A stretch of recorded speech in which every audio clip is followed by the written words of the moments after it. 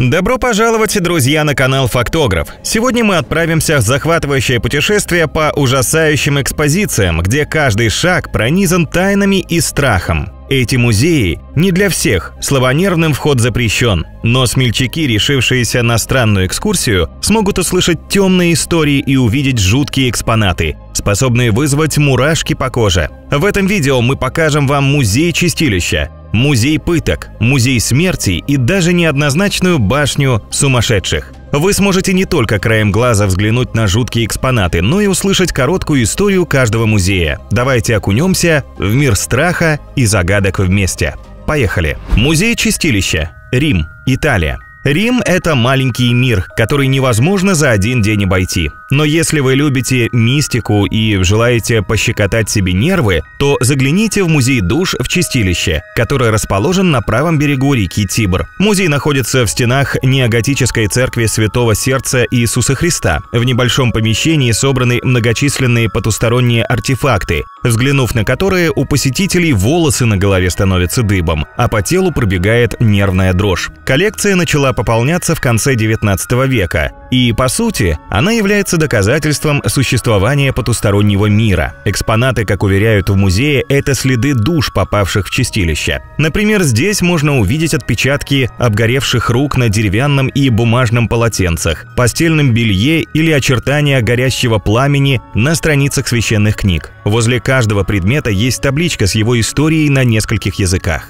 Кроме того, настоятели церкви расскажут вам невероятные истории о призраках, их тайнах и желаниях. Музей пыток в Амстердаме, Нидерланды. Оказывается, Амстердам славится не только особыми кварталами, где можно купить интересных вкусняшек, но и местами, от которых бросает в дрожь. И музей пыток принадлежит к числу последних. Музей пыток в Амстердаме рассказывает о мрачной истории Средневековья, когда правосудие вершилось с помощью боли и убийств. Это место наглядно показывает, какими жестокими могут быть люди. Музей состоит из нескольких тускло освещенных залов, где висят гравюры, изображающие пытки прошлого, а также образцы самих артефактов.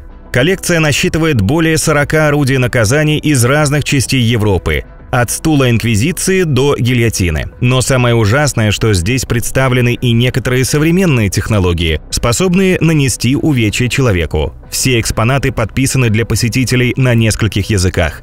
Дополнительно о каждом из них могут рассказать экскурсоводы, когда он был изобретен, когда введен в судебную практику, а также каков именно был принцип работы каждого устройства. Таким образом, экскурсия по музею пыток – это не только возможность испытать свою нервную систему, но и шанс расширить свои познания.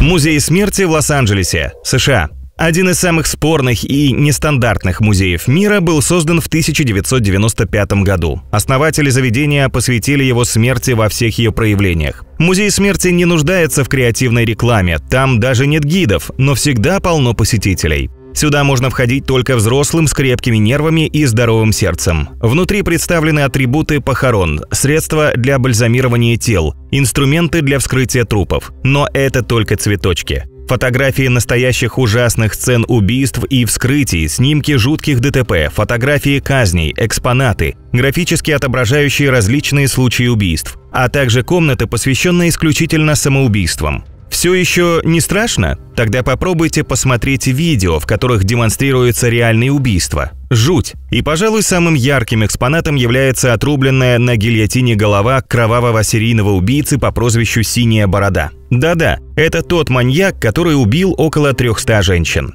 Музей вентрологии, Вентхейвен, Форт Митчелл, США. Вентрология – сценический прием, при котором человек говорит, не шевеля губами, создавая видимость, что голос исходит не из него. Такой прием используют в кукольном театре. Единственный в мире музей вентрологии Вентхейвен, расположенный в штате Кентукки. Казалось бы, что страшного в куклах. Но вы только посмотрите в эти огромные пустые глаза. Коллекция состоит из более 700 кукол, которые будут вас пронизывать жутким взглядом от начала и до конца посещения музея. Каждый из манекенов, вырезанных из дерева, наделен индивидуальностью и выглядит словно живой. У них хорошо обработаны черты лица для того, чтобы их было видно даже с задних рядов театра. Кстати, постарайтесь не убежать с криками, ведь одна из кукол внезапно начнет высказывать свое собственное мнение, рассказывать анекдоты или закатывать глаза. Музей вентрологии был открыт в 1973 году. Сюда можно попасть в период с 1 мая по 30 сентября и только по предварительной записи.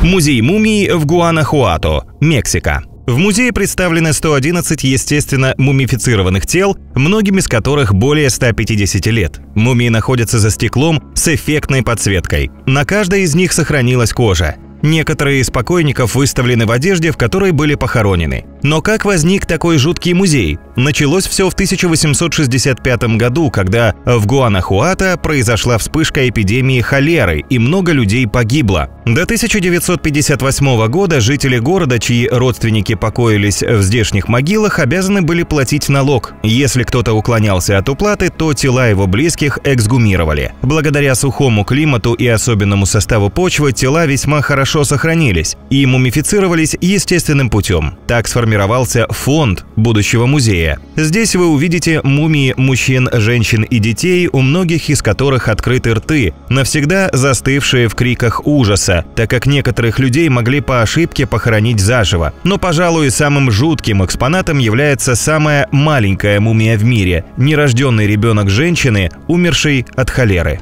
Музей Дюпюйтрена, Франция. Если интерес к патологоанатомии и любопытство к врачебной практике перевесят отвращение к виду внутренних органов, заспиртованных эмбрионов и прочих малоприятных экспонатов, смело отправляйтесь в музей Дюпюйтрена. Но имейте в виду, что коллекция, хотя и представляет интерес, но оказывает негативное воздействие на психику, и сюда нежелательно приходить детям до 12 лет и впечатлительным людям. Музей Дюпюйтрена был основан в 1835 году и назван в честь Гийома Дюпюйтрена, французского хирурга. Основу первоначального музейного собрания составили документы и предметы, доставленные из Королевского хирургического колледжа и собрания анатомического общества Парижа. Сегодня ужасающая выставка насчитывает более 6000 экспонатов, среди которых есть нерожденные младенцы с отклонениями, дети с врожденными уродствами, банки с разными органами, модели головы человека из воска со всевозможными уродствами.